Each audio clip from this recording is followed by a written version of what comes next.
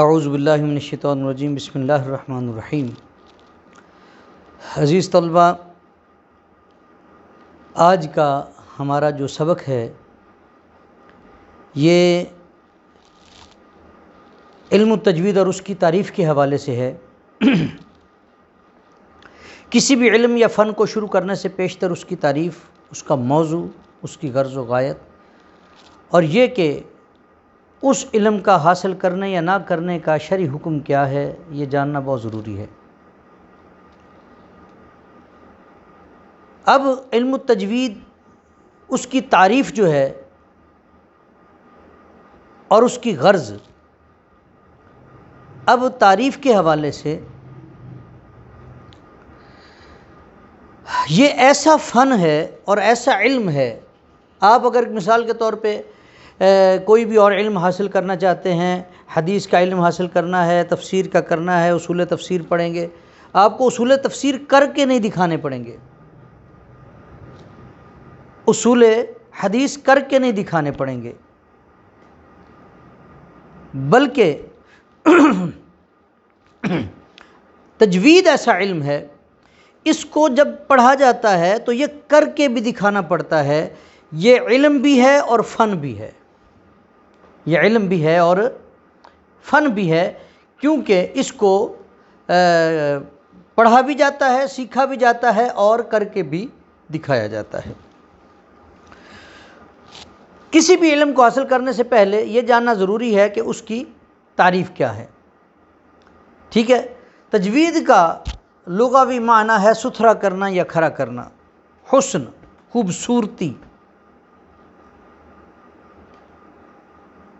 قرآن پاک تو ویسے ہی خوبصورت ہے، لیکن جب مثال کے طور پہ آپ مکان بناتے ہیں تو مکان بنانے میں آپ نے نقشہ پہلے بنایا، اس کے بعد اس کی بنیادیں بنائیں، پھر ڈھانچہ کھڑا کیا، ڈھانچے کے بعد پھر آپ نے پلستر کیا، پلستر کرنے کے بعد آپ نے ٹائلیں لگائیں، کمکمے لگائے، اور اس طرح کر کے لائٹنگ کی، آپ نے اس کو وائٹ واش کروایا۔ وہ پھر جیسے جیسے آپ اس کے اوپر محنت کرتے چلے جاتے ہیں وہ چیز گھر نکھرتا چلا جاتا ہے۔ اسی طرح ہی تجوید جو ہے، جیسے جیسے آپ اس کے اوپر محنت کرتے ہیں اسی انداز میں یہ نکھرتا چلا جاتا ہے اور خوبصورت سے خوبصورت قرآن پاک پڑھا جاتا ہے۔ عزیزان گرامی قدر، اس کا موضوع کیا ہے؟ حروف تہجی۔ حروف تہجی کہتے کس ہوئے؟ وہ حروف جن کے ہجے کیے جاتے ہیں، وہ حروف جن کے ہجے کیے جاتے ہیں، جیسے دال، اور اگر اس کے جوڑ کریں گے، ہجے کریں گے، یہ دال زبر الف دا لام ساکن دال، جیسے جیم، جیم زیر یا جی میم ساکن جیم۔ یہ جو ہجے کیے جاتے ہیں نا، اسی لیے ان کو حروف تہجی کہا جاتا ہے۔ اور ہر زبان کے حروف تہجی ہوتے ہیں، ہر زبان کے جب لغت آتی ہے تو لغت میں حروف تہجی بھی آتے ہیں، اور ہر لغت جو ہے، اصل لغت کا کام کیا ہے؟ تو لغت کل قوم ما يعبر به عن اغراضهم و مقاصدهم۔ لغت اس کلام کو کہا جاتا ہے کہ جس سے لوگ اپنے اغراض و مقاصد تعبیر کرتے ہیں، ایک دوسرے کو بات کرنی، سمجھنی، سمجھانی، اس کا جو طریقہ ہے، اس کے لیے جو الفاظ ادا کیے جاتے ہیں، اس کو تو لغت کہا جاتا ہے۔ مثال کے طور پہ ایک پانی ہے، ہمارے پانی پیاس بجھانے کے لیے ہے۔ اب ہم پنجابی میں پانی کہتے ہیں، اردو میں اسے پانی کہا جاتا ہے، انگلش میں اسے واٹر کہتے ہیں، عربی میں اسے ماء کہتے ہیں، دوسرا کیا اسے کہتے ہیں، ہندی میں اسے جل کہتے ہیں، اور فارسی میں اسے آب کہتے ہیں۔ ہر زبان میں اس کا اپنا ایک علیحدہ نام ہے، کام ایک کرتا ہے، شکل ایک ہے، لیکن وہ نام ایک نہیں اس کا، لیکن کیا اسے کہتے ہیں، ہے وہ پانی ہی، شکل کے اعتبار سے پانی ہے، پینے کے اعتبار سے پانی ہے، کام بھی ایک سا کرتا ہے، لیکن ہر کوئی اس کو مختلف نام کے ساتھ پکارتا ہے۔ موضوع ہے اس کا حروف تہجی، اور اس کی غرض کیا ہے؟ اس کی غرض کیا ہے؟ کہ قرآن پاک کو ٹھیک پڑھا جا سکے، قرآن پاک کو ایسے پڑھا جائے کہ ہر حرف مع صفات لازمہ و عارضہ صحیح ادا ہو، یہ اس کی غرض ہے، یہ اس کی غرض ہے۔ تجوید کا لغوی معنی ہے ستھرا یا کرنا، کھڑا کرنا۔ اصطلاح قرہ میں حروف کو ان کے مخارج سے مع جمیع صفات لازمہ و عارضہ کے ساتھ ادا کرنے کو تجوید کہا جاتا ہے۔ اس کا موضوع حروف تہجی اور اس کی غرض و غایت کہ قرآن پاک کو صفات لازمہ و عارضہ کی رعایت کر کے اس کو پڑھا جائے۔ یاد رکھیں کہ اگر ہم قرآن پاک کو ٹھیک پڑھیں گے نہیں تو اس کے معنی اور مطالب ٹھیک نہیں کر سکیں گے، اور اگر ہم قرآن پاک کے معنی اور مطالب ٹھیک نہیں کرتے تو اس پر عمل کا تصور ہی پیدا نہیں ہو سکتا۔ ہمیں سمجھ ہی نہیں آئی تو پھر ہم عمل کیسے کر سکتے ہیں؟ اس میں ایک اور بات بھی سامنے آتی ہے۔ اکثر لوگ، یہاں پہ ہمارے آج کل بحث چلتی ہے، کہتے ہیں غیر المغضوب علیہم ولا الضالین،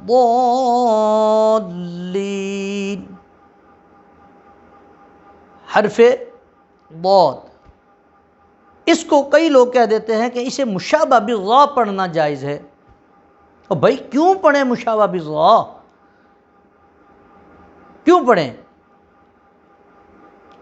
کہتے نہیں مشابہ بالدال، ہاں یہ ان لوگوں کے لیے ہے جس کی آواز میچ کرتی ہے تھوڑی سی۔ مشابہ بالدال میں ان لوگوں کو تھوڑی سی رعایت دی جاتی ہے کہ وہ لوگ جو بڑھاپے کے اس عالم میں ہیں، جو تجوید کا علم حاصل نہیں کر سکتے، اب ان سے اس طرح پڑھا نہیں جاتا، تو قریب قریب آواز چونکہ ٹکتی ہے، اسی لیے بعض قراء نے اس کے اوپر، لیکن ہمارے نزدیک جو اس کا مخرج ہے اسی پر اسے پڑھا جائے۔ عرب میں چلے جائیں، یہاں پہ کئی لوگ بات یہ کر دیتے ہیں کہ جی مشابہ بالضاد غیر المغضوب علیہم ولا الضالین، یہ غلط ہے۔ جب آپ نے حرف کو حرف سے بدلا تو یہ لحن جلی لازم آئی، اور پڑھنا اور سننا حرام ہے، دونوں کا ایک حکم ہے۔ اور اگر آپ نے جان بوجھ کر حرف کو حرف سے بدلا تو قرآن پاک کو چونکہ حرف کو بدلنے کے مصداق ہے، آپ نے جان بوجھ کر بدلا اسے، تو جب آپ نے اس کو جان بوجھ کر بدلا تو آپ قرآن پاک میں حرف کے بدلنے کے گناہ میں شامل ہوئے۔ جان بوجھ کر کیا تو بعض نے تو یہاں پہ کفر کا بھی کہا ہے کہ انہوں نے کفر کیا، تو لہٰذا جان بوجھ کر ایسا نہیں کرنا چاہیے۔ اور پھر قرآن پاک کا تجوید سے پڑھنا ضروری اور لازمی ہے، بلکہ فن تجوید کا، علم تجوید کا حاصل کرنا ہر مسلمان پر فرض ہے، کتابی صورت میں فرض کفایہ ہے۔ قرآن پاک میں آیا ہے الذین آتیناہم الکتاب یتلونہ حق تلاوتہ، اور جن لوگوں کو ہم نے یہ کتاب دی وہ اس کو اس طرح پڑھتے ہیں جس طرح پڑھنے کا حق ہے۔ کس طرح پڑھتے ہیں؟ ورتل القرآن ترتیلا، یعنی قرآن پاک کو خوب ٹھہر ٹھہر کر ایک حرف کو دوسرے سے جدا کر کے پڑھو۔ اور حضرت مولا علی پاک سے پوچھا گیا کہ ترتیل کے کیا معنی ہیں، تو آپ نے ارشاد فرمایا کہ ہوا تجوید الحروف و معرفت الوقوف، یعنی حروف کی تجوید اور اوقاف کا جاننا۔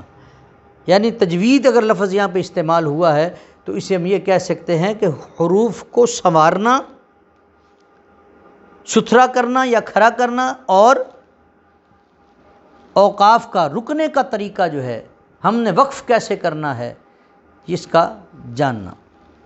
عزیزان گرامی قدر، علامہ جزری رحمۃ اللہ تعالی علیہ آپ اس ارشاد فرماتے ہیں وَاللَّغْزُ بِالتَّجْوِيدِ حَتْمٌ لَازِمٌ مَن لَّم يُجَوِّدِ القرآن عاصم،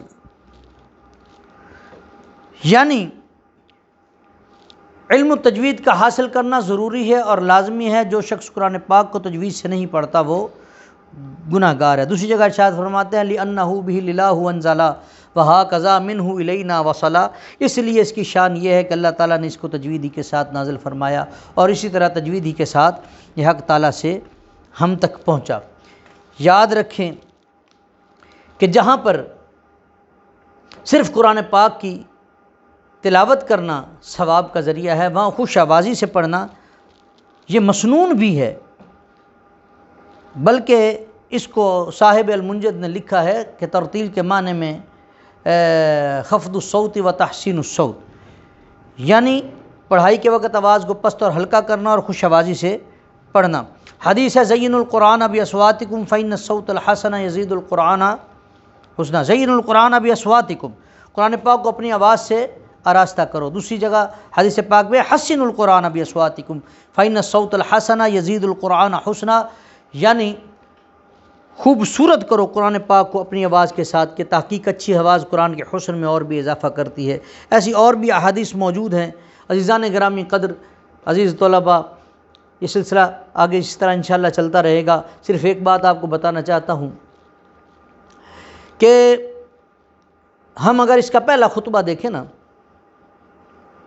اس کا پہلا خطبہ دیکھیں تو اس میں ایک بات کو ذکر کیا گیا ہے، یعنی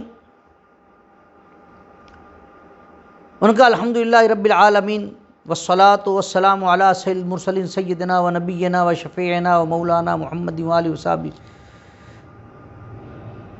اجمعین۔ اب اس میں عالمین کا ذکر کیا ہے، اور تجوید جو ہے یہ بھی علم ہے، اور عالمین میں بہت سارے علوم موجود ہیں، بہت سارے فنون موجود ہیں۔ کچھ عالم ہیں جو وجود کے باہر کے ہیں، اور کچھ عالم ہیں جو وجود کے اندر کے ہیں۔ ایک بینا کا عالم ہے، ایک نابینا کا عالم ہے، ایک بہرے کا ہے، ایک سامع کا ہے۔ اسی طرح باہر کے بھی عالم موجود ہیں، اور پھر صرف عالم یہ زمین کا عالم ہی عالم نہیں ہے، بلکہ زمین کے باہر بھی کئی عالم موجود ہیں۔ یعنی عالمین جب کہا الحمدللہ رب العالمین، تمام تعریفیں اس اللہ کے لیے جو پالنے والا ہے سب جہانوں کا۔ تو عزیزان گرامی قدر، یہ فن تجوید کا علم حاصل کرنا اس عالم میں اس قدر ضروری ہے، اس قدر ضروری ہے۔ وہ کلام جو آپ کے اور میرے رب نے آپ سے کیا، یہ اس کو صحیح سمجھنے کا ایک ذریعہ ہے۔ وہ کلام جو اپنے آخر الزمان نبی پر اللہ نے نازل فرمایا، اس کلام کو سمجھنے کا ایک ذریعہ ہے، صحیح معنوں میں سمجھنے کا ذریعہ ہے۔ تو اس کے لیے کوشش کریں، کاوش کریں، دعا ہے اللہ ہم سب کو اعمال صالحہ کی توفیق عطا فرمائے۔ وآخر دعوانا ان الحمدللہ رب العالمین۔